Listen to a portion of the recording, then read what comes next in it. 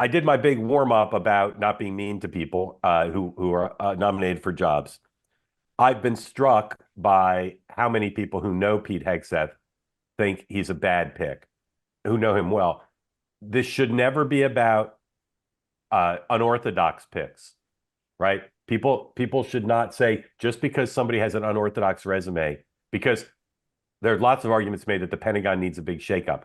And if you take his resume, 2 Ivy League degrees and combat experience and overseas experience and long-standing support for the military, he seems to be fine. But there are two big question marks, Sean, that I'm hearing already about him, including from Republicans on the Hill.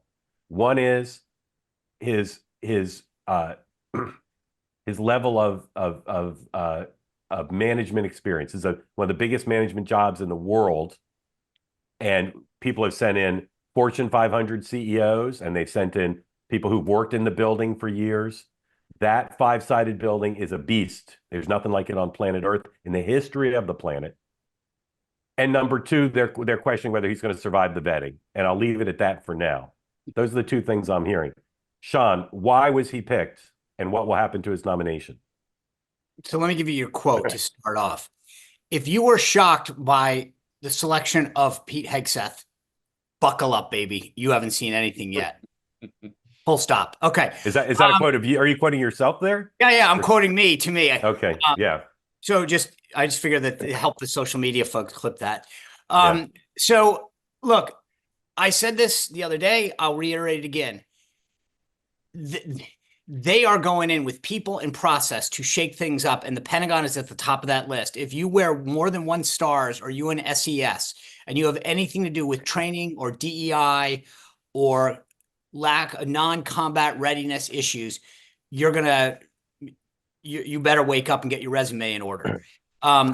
They want institutional change, priority change. I sat in the Situation Room multiple times where the president grew unbelievably frustrated with the choices that were given to him about how to handle Afghanistan, et cetera. He does not want a yes man. He does not want someone who's come up through the defense industrial complex.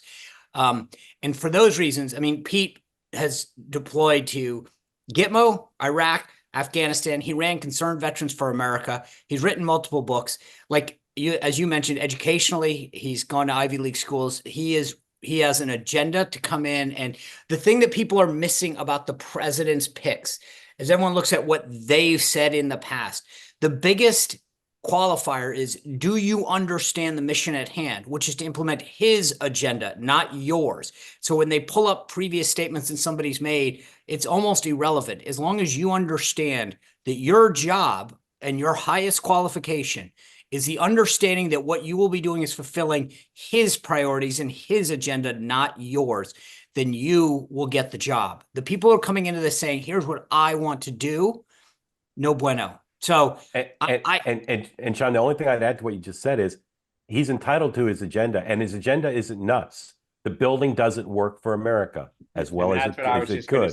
Right. And that's the point, is that you have to, in the nomination process, in this case, have to be on the side of bureaucracy.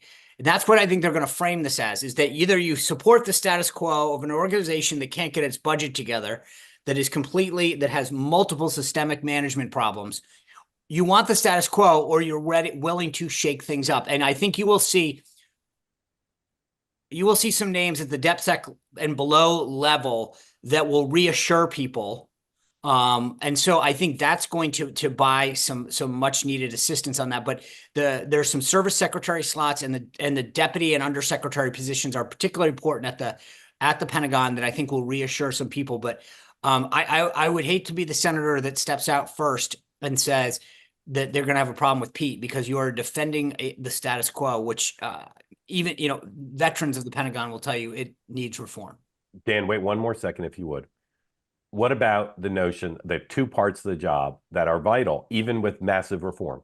One is managing 2 million people.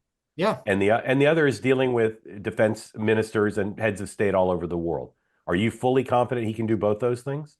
Or you're saying he won't manage the previous building? I mean, with all due respect to the previous secretaries of defense, I mean, no, I'm just saying that you can't say that he doesn't have it, but you look at some of the previous secretaries of defense and their management experience and say, well, what are you grading on? Suddenly now you're going to I accept agree. it. I agree, but we want excellence in all respects, and I not just agree. state. Look, Yeah. I would rather have somebody going in there with the mindset that we need to have our priorities straight. We need to understand the military challenges from China and elsewhere that we face, that understands the priorities that need to be handled in the Department of Defense and the particular services, than someone who's going to go in there and push paper. So the only qualm I have with the president's picks right now are they're way too Army heavy. Yeah, I knew you'd say that.